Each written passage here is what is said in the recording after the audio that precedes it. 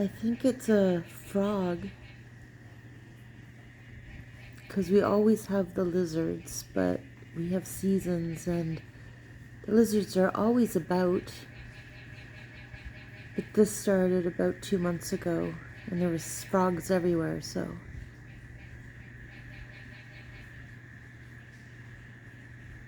the rain stopped